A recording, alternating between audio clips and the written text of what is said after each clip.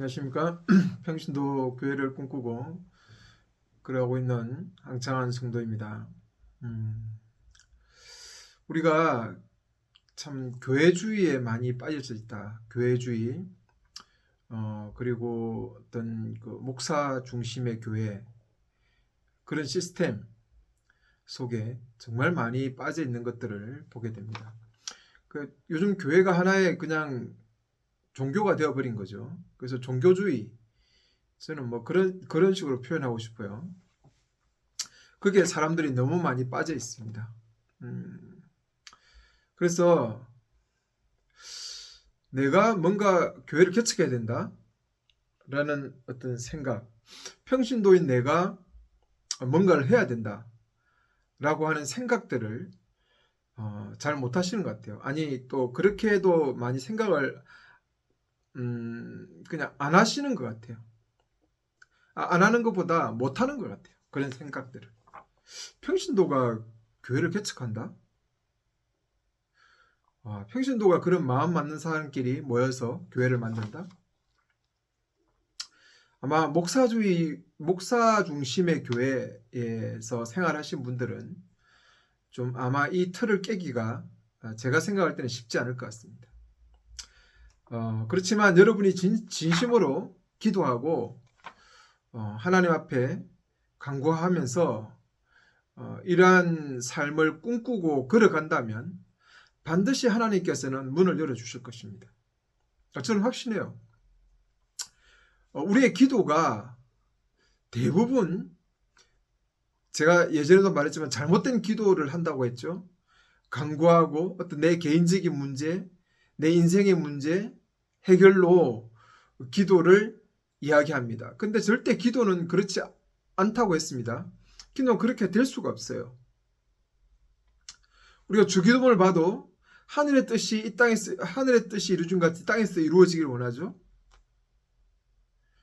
그리고 전부 다 그 강구의 내용들은 우리입니다.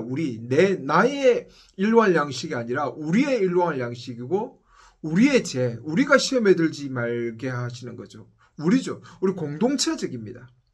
철저하게 기도는 교회를 세우고 교회 안에 있는 성도들을 하나하나 세워가는 그 일을 위해서, 하나님 나라를 온전히 이 땅에서 이루어내고 그것이 이 땅에서 구현되어가는 삶을 위해서 기도가 필요한 거죠. 그래서 기도는 철저하게 우리의 뭔가를 강구하는 게 아니에요. 종교, 이런 샤머니즘들이 영향을 미쳐서 기도라는 것들을 뭐 소나무 뿌리 뽑고 뭐 간절히 구하고 뭐 이런 식으로 지금 이야기되고 있잖아요. 그죠? 잘못 가르치신 거죠. 개인주의 신앙과 기도가 플러스되면서 그렇게 될 수밖에 없어요. 공동체적인 기도라는 사실을 아셔야 돼요. 기도가 왜 중보적인 그 관점을 가지고 있어야 되는지, 왜 중보가 중요한지, 그것은 철저하게 교회가 공동체적으로 세워져 가기 위해서 그런 거예요. 그래서 우리의 양식이에요. 우리의 양식. 나의 양식이 아니에요. 우리의 양식이고 우리가 시험에 들지 않는 거죠. 내가 아니고. 주기도문이 왜 그렇게 철저하게 교회 중심적인지를 여러분 기억하셔야 돼요. 기도는 철저하게 하나님의 은혜의 통로입니다. 은혜의 통로예요. 하늘의 뜻이 땅에서 이루어지는 은혜의 통로가 기도예요.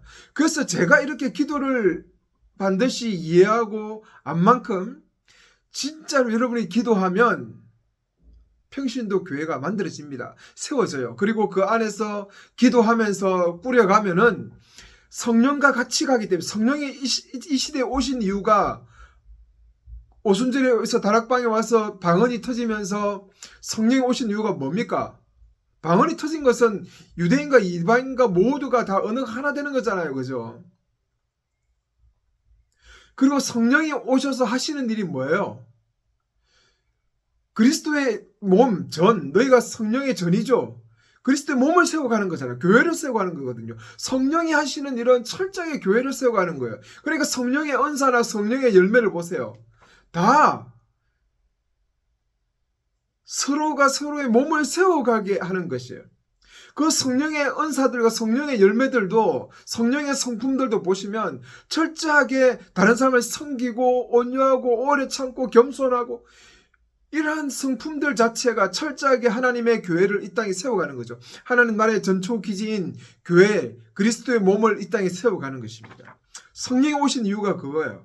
뭐 성령이 오신 이유가 강력한 능력과 뭐 역사와 뭐 병 고치고 귀신 이런 개인적인 그런 게 아니라고요. 오해를 한다니까. 이 교회가 개인적인 신앙의 종교가 되니까 성령 충만함을 구하고 성령 세례 뭐 이렇게 이야기하면서 철저하게 성령 능력 쪽으로 가버려요. 그거 다 개인 신앙들이고 종교화된 기독교의 한 단면이에요. 그렇게 빠지면 안 돼요. 성령의 은사를 그런 식으로 흘려보내면 안 돼요.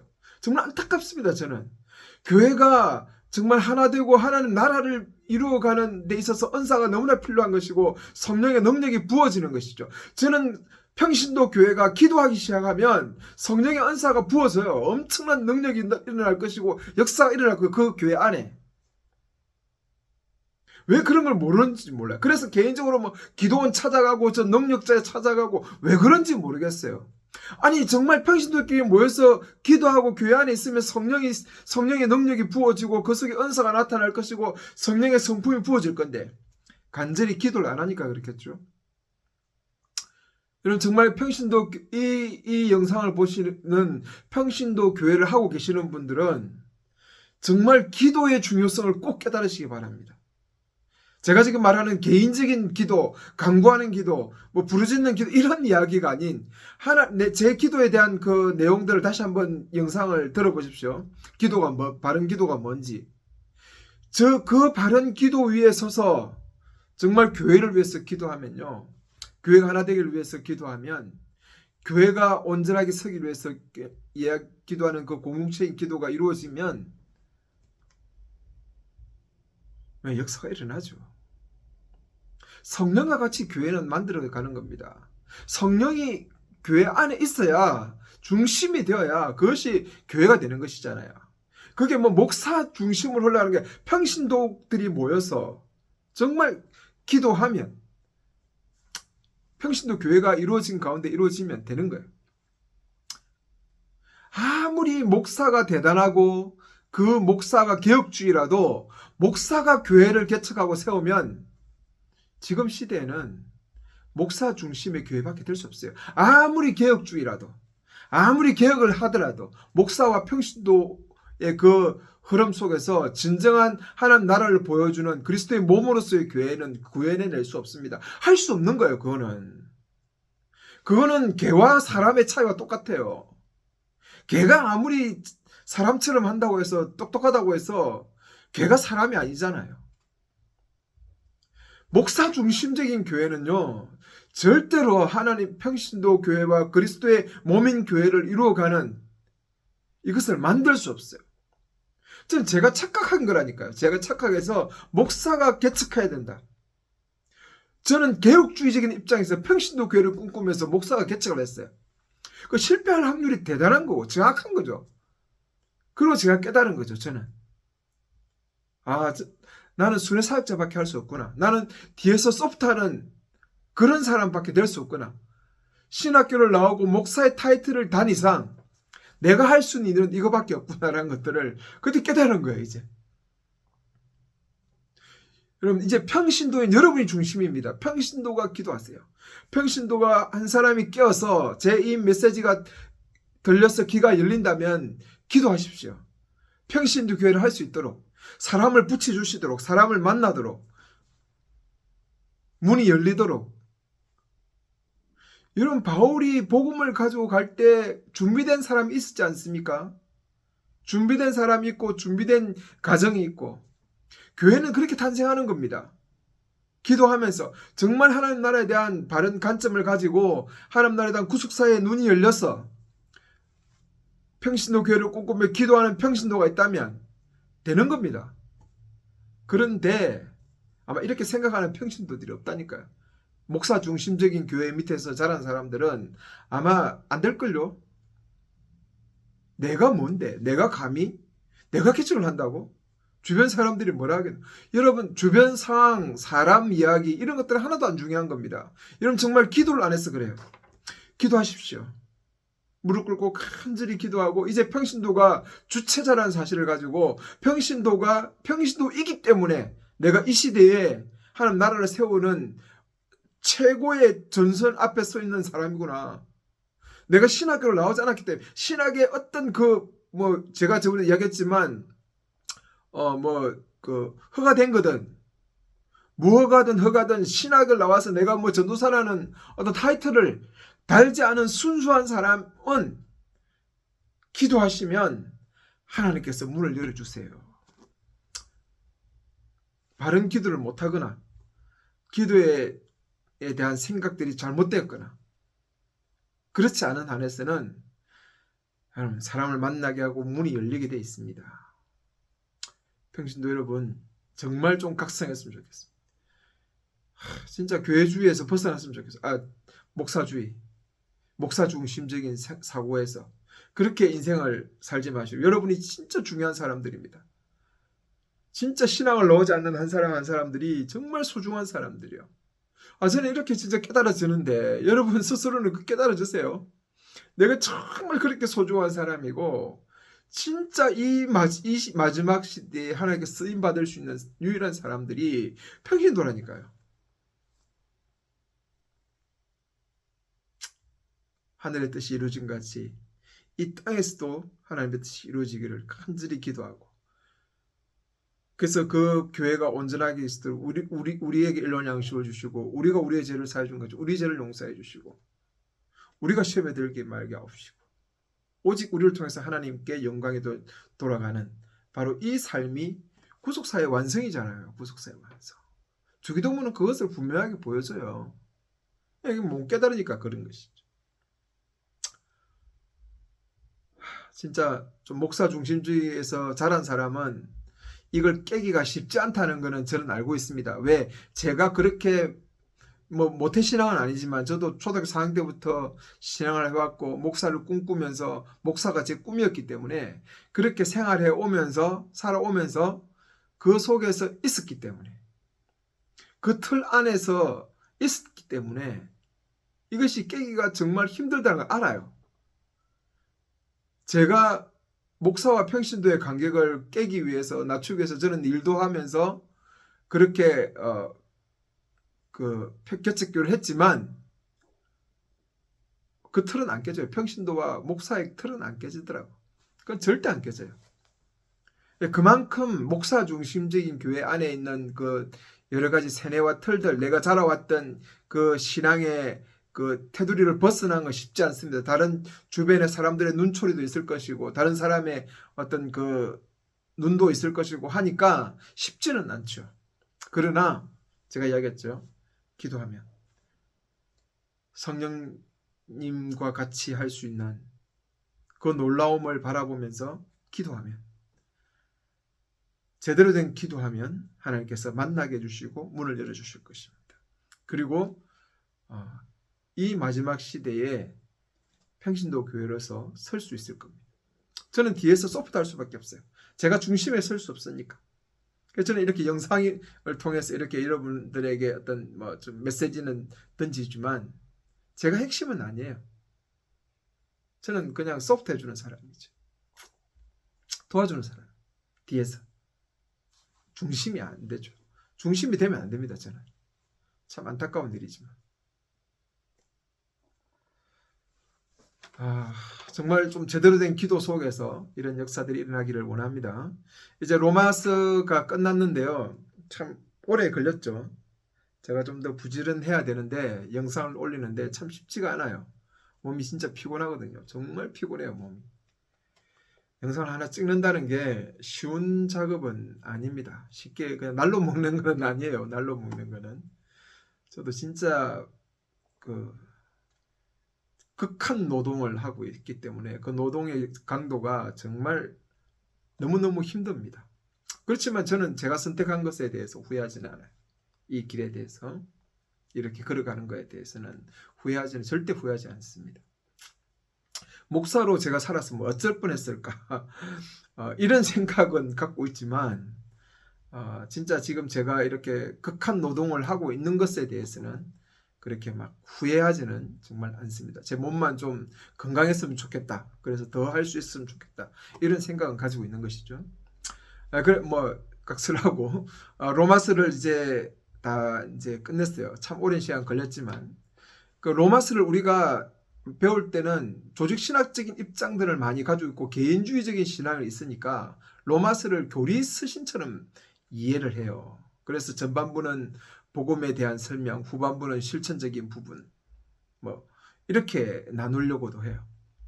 교리적인 여기서 로마서에서 교리적인 입장들이 많이 나왔죠. 뭐 전적인 견인, 뭐 뭐죠? 전인 기억이 안 나. 견인, 뭐 구원, 인치심, 뭐 이런 부분들 해서 구원의 순서, 여정 이런 부분들이 로마서에서 많이 나왔어요. 그런 식으로 성경을 이해하시면 안 돼요. 그러니까 주제적인 성경, 교리적인 성경을 보면 좀 잘못된 방향으로 흘러갈 수밖에 없어요. 왜? 거기다 개인주의적인 신앙을 가지고 엎어서 바라봐 버리기 때문에 공동체 신앙이 다 깨져버리는 거죠. 로마서는 그런 어떤 교리적인 서신이 아닙니다.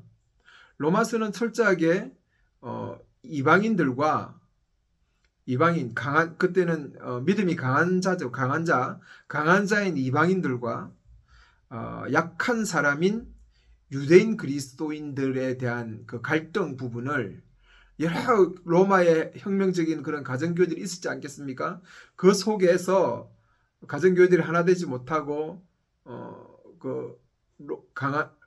강한 자와 약한 자들이 대립되는 거죠. 서로가 비방하면서 교회가 하나 되지 못한 거죠. 그리스도의 몸으로서 기능을 해야 되는데 그렇지 못한 겁니다. 왜 그러냐 하면 이방인들은 자기들이 지혜롭다고 생각해요. 그리고 믿음으로 구원을 얻는 이 부분에 대해서 자유하다고 생각하죠. 자유가 방종으로 나갈 수도 있는 부분이죠. 그래서 유대인들을 보면서 참 어리석다, 미련하다라고 보겠죠. 약한 자인 유대인 그리스도인들은 아니 저렇게 자유롭게 산다고?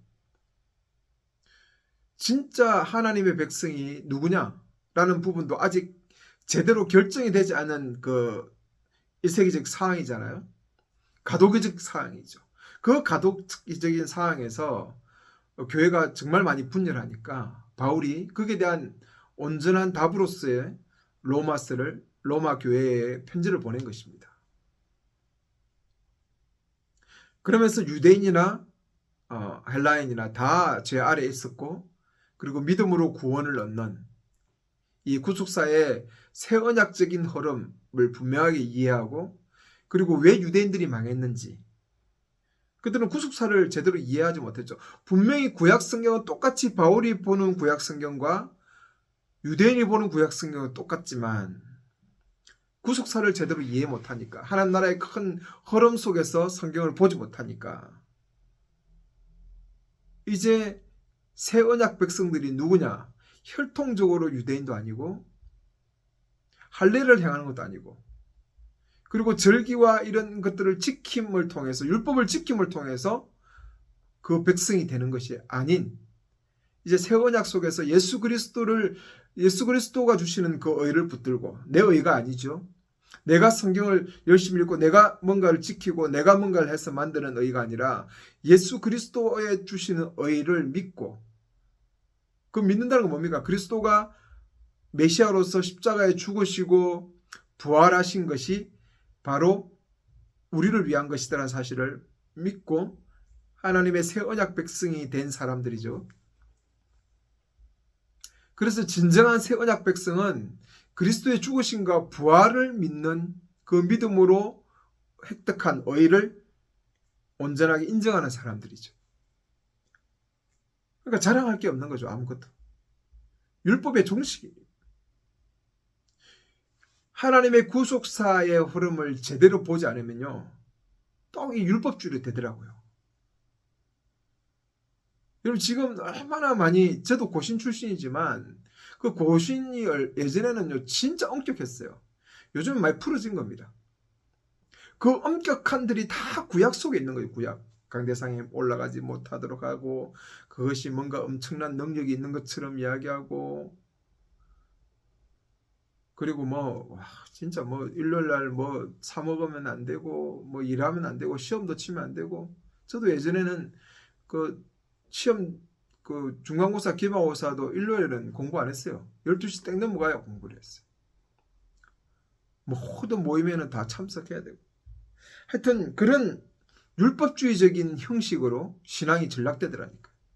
구속사를 모르고 하나님 나라를 땅에 온전히 이루어가는 그 언약 백성으로서의 그 흐름들을 이해 못하면 이런 짓을 해요. 아주 종교적이 되죠. 여러 가지 프로그램들을 만들고 그 속에서 뭔가 그것을 해내면서 절기를 만들죠. 막 추수감사절기, 무슨 절, 성탄절, 뭐 여러 절기들이 많잖아요. 교회 안에서 부활절, 뭐 고난절. 그러면서 그 속에 뭔가 기념적인 행사를 하고 뭔가 의미를 부여하고 그 행사를 해 나가잖아요.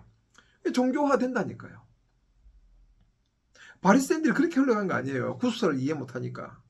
하나님 나라의 그 흐름들을 제대로 꿰뚫지 못하니까 구약 성경을 가지고 거짓을 하는 거죠. 유대인들이 멸망한 이유가 그거다. 그래서 그게 자기 의가 되고 자기 율법이 되어버린 것이죠. 교회 안에서도 그 주일날 예배 드느냐 안 드느냐, 뭐 주일날 일을 하느냐 안 하느냐, 주일날 장사를 하느냐 안 하느냐, 그런 가지고 싸운다. 주일날 장사를 해야지 왜 안 해? 주일날 사람들이 제일 일요일날 사람들이 제일 많이 그 놀면서 밥을 먹는데 식당 하는 사람들이 말이죠. 아유 참. 하여튼 그런 종교화되어 버려요. 종교화되어 버리고 그것이 자기 의가 되어 버리고 11조 헌금 뭐 여러 가지 이런 종교적인 흐름으로 흘러가 버린다니까요. 정말 조심하셔야 돼. 유대인들이 망한 이유가 그거라는 것이 바울이 이야기하잖아요. 그러면서 바울이 이제 또 강한 자들이 너무 그 율법에 매여 있는 자들을 무시하거나 또 미련하다고 생각하지 말고 이것들 품고 가자. 인내하면서 하나님의 교회를 세워가자. 그리고 바울이 내가 이제 그 너희들에게 가서 이 복음 안에서 정말 서로 위로받고 힘을 얻고 내가 서브나로 가서 땅 끝까지 이르러 복음을 전할 건데 그 복음의 전체 기조가 되어줬으면 좋겠다라는 것이죠. 그거 부탁하기 위해서 로마서 쓴 거예요. 그러니까 로마서는 그냥 편지입니다. 혈압용 편지. 로마 교회들이 읽어야. 뭐 이걸 교리적인 서신으로 보지 않았으면 좋겠어요. 절대적으로. 로마서는 그런 관점에서 교회론적 관점에서 그리고 그 가도기적 사항에서 진짜 이스라엘 참 이스라엘이 누구인지에 대한 바울의 연속적인 이야기. 다른 데서도 거짓 그리스도 율법주의자들과 많이 싸우잖아요. 바울이. 그 가도기적 흐름에서 진정한 복음이 뭔지 예수 그리스도가 전해주신 히브리서 말은 예수의 계시가 뭔지 그리고 하나님 나라의 그 구속사의 흐름들을 제대로 꿰뚫고 있는 것이죠. 그래서 로마서는 철저하게 그 교회론적인 입장 그리고 그런 어떤 편지라는 사실들을 인지하면서 읽어가는 것이 중요하다라고 생각합니다. 그렇게 로마서를 마치고요. 다음부터는 창세기를 좀 같이 나누었으면 좋겠습니다. 감사합니다.